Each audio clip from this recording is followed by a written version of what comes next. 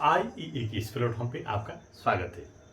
अब हम प्रकाश का परावर्तन पढ़ रहे थे। इस वीडियो के माध्यम से जो कुछ टॉपिक छूट रहे थे, वैसे इसका मैंने कवर पिछले चैप्टर में, पिछले भी कुछ वीडियो में मैंने करा दिया था, लेकिन अगर कुछ छूट रहे हैं तो उसको हम इस वीडियो के माध्यम से देख लेते हैं। तो आज का जो मेन टॉपिक है, आज का जो मेन टॉपिक है वो है प्रकाश का परावर्तन। प्रकाश का परावर्तन। तो परावर्तन के बारे में मैंने पढ़ा था, जब कोई भी प्रकाश किसी परावर्तक सतह से टकराता है, जब कोई भी प्रकाश किसी परावर्तक सतह से टकराता है तो टकराकर जो लौटता है, उस लौटने की घटना को हम क्या बोलते हैं? प्रकाश का परावर्तन। जब कोनो प्रकाश के किरण कोनो परावर्तक सतह से टकराय छे तो टकरा कर, मान लिया ई प्रकाश के किरण से ई परावर्तक सतह से इसे टकरेते तो ई टकरा के लौट ले, एक घटना कथी कहबै? प्रकाश का परावर्तन कहबै। ठीक है, तो प्रकाश के परावर्तन के बारे में एक बार जरूर देख लिए।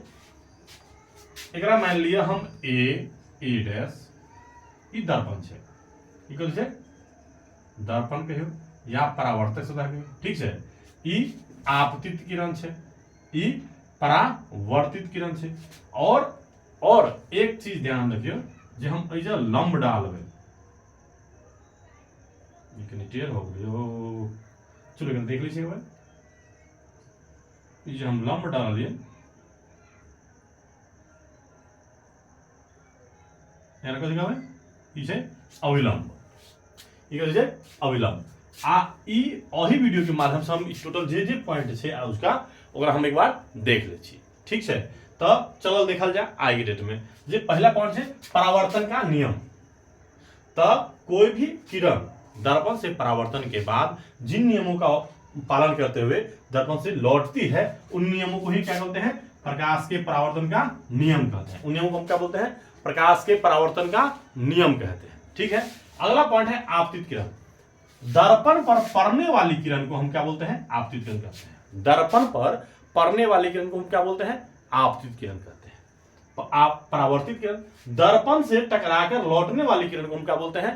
परावर्तित किरण कहते हैं। दर्पण से टकराकर लौटने वाली किरण को क्या बोलते हैं? परावर्तित किरण कहते हैं। ठीक है, उसके बाद आता है आपतन बिंदु। जिस बिंदु पर, ये आपका क्या हो गया? आपतन बिंदु। जिस बिंदु पर आपतित किरण टकराती है उसको हम क्या बोलते हैं? आपतन बिंदु। जिस बिंदु पर आपतित किरण टकराती है उसको हम क्या बोलते हैं?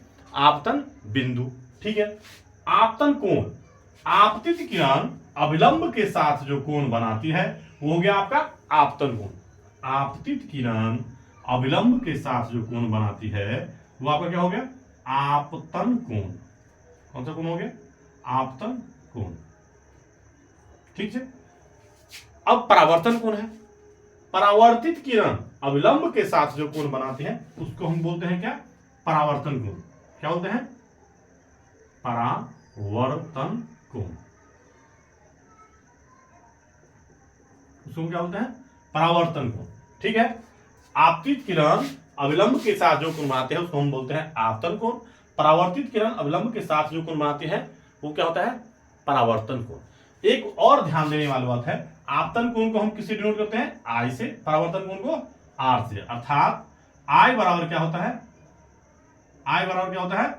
आर। आई बराबर क्या होता है? आर। अर्थात आपतन कोण बराबर क्या होता है? परावर्तन कोण। आपतन कोण बराबर किसके होता है? परावर्तन कोण के बराबर होता है। और यहीं से आप अविलंब हो गया। तो आपतन बिंदु पर खींचे गए लंब को हम क्या बोलते हैं? अविलंब बोलते हैं। आपतन बिंदु पर खींचे गए लंब को ही हम अविलंब बोलते हैं। ठीक है, ये हो गया। दर्पण सूत्र एक होता है। दर्पण सूत्र ये बराबर आप किसी भी परीक्षा में ये पूछ दिया करता है कि दर्पण सूत्र किसे कहते हैं। तो दर्पण सूत्र क्या होता है? एक बार देख लीजिए। दर्पण सूत्र होता है, क्या होता है? 1/v प्लस 1/u बराबर 1/f के। किसके होता है? दर्पण सूत्र किसके बराबर होता है?